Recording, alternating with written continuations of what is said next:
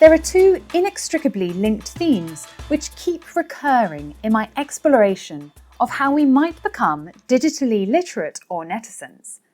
Number one, the need to constantly pair our digital world with our offline, everyday, non-digital world. And number two, the need to be guided at every turn by the responsibilities we have to ourselves above all, but also to others. To slot in the final piece of the digital consumption method and digital heuristics puzzle, here I want to sketch out the critical questioning we need to undertake as we move to take considered action, to react to online content. The background to this stage is provided by our two recurring themes. In short, our online decisions have impact on offline realities for us and our communities, hence why we need to carry out our responsibilities. To return to the idea I have put forward that digital consumption is a mindset, here I want to put forward this final stage as where we turn digital consumption from an individual to an empathetic pursuit. This means that we always think about how our online actions might impact others, and not just if we are consuming and reacting in a professional capacity, as a journalist, for example, but indeed in any capacity.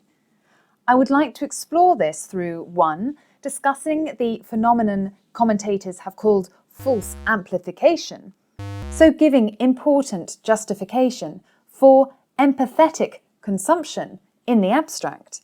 And number 2, through taking a concrete, if slightly raw at the time of speaking, example of when sharing without caring or taking any sort of action without thought can be life-threatening, potentially.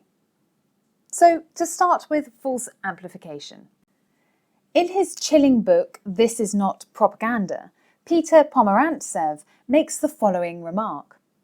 If you tell someone to think of an elephant, they will end up thinking of an elephant.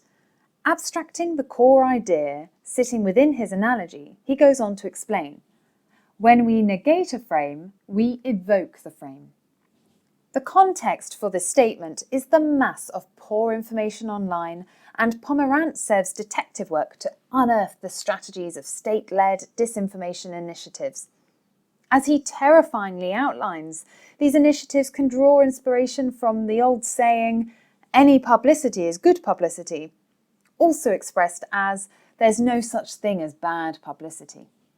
This is the idea that even that information which shows a state in a bad light is considered useful as it keeps that state on the news radar and even makes other countries and their governments fearful of that state's power. What does this mean in terms of consumption practice?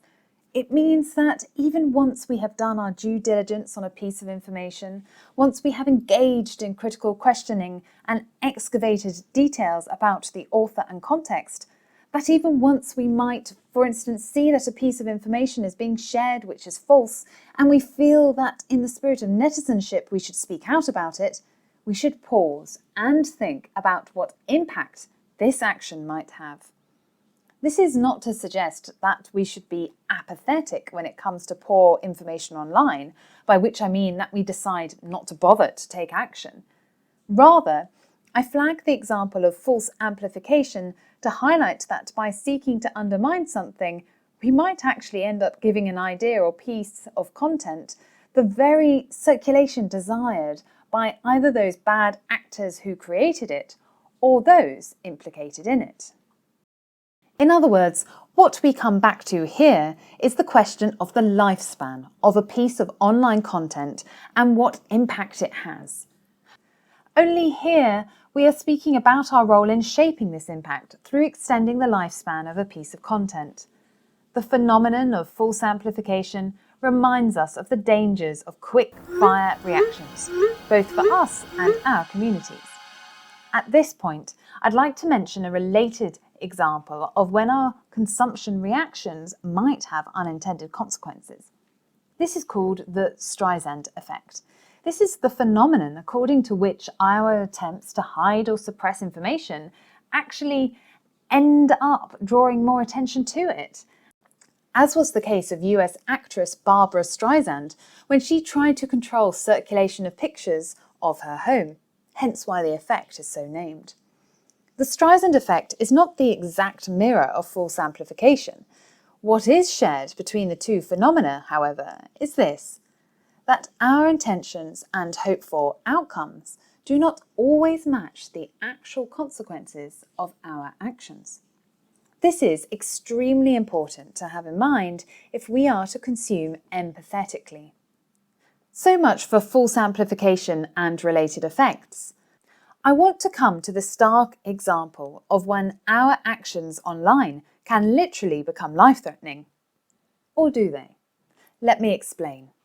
Here is one of the many upsetting headlines that hit the BBC News Online website on the 12th of August 2020. Hundreds dead because of COVID-19 misinformation. The article goes on to summarise the findings of a study looking into how poor information has aggravated the public health crisis of COVID-19. Or does it? The stark message is, it seems, that bad information is bad for health and can even kill. The study discusses the examples of different and dangerously misguided treatments for COVID-19 that have been circulating on social media for many months.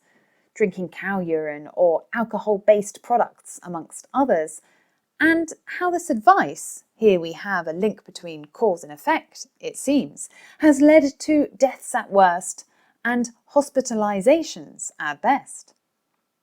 So how does this link to the idea of empathetic consumption?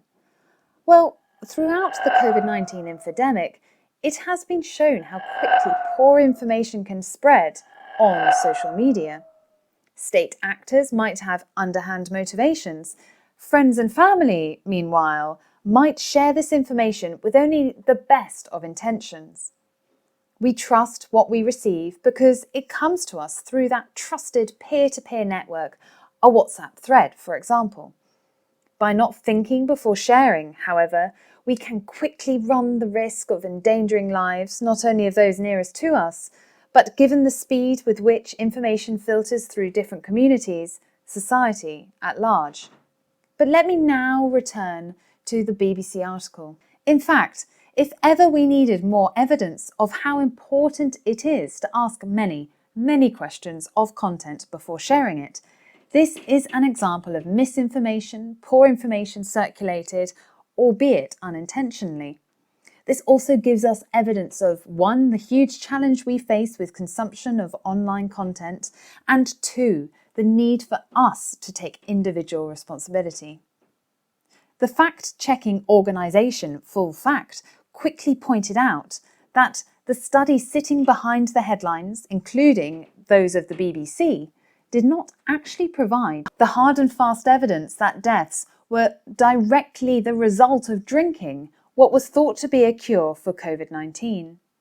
The BBC was not the only organisation to report, or rather misreport, on this topic, but it was one of the organisations which we might not have thought we would need to investigate. The need for empathetic consumption has thus been woefully highlighted by this global pandemic experience. It has not, however, provided the first instance of its need.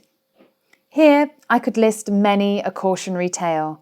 The cryptocurrency OneCoin scam, the now disgraced US biotech company Theranos. The list could go on. The main takeaway for now is to keep at the heart of our activity online that our online connectivity must constantly be paired with the connections we have to our familial, local, regional and global communities and the co-responsibilities to work towards their health and ours.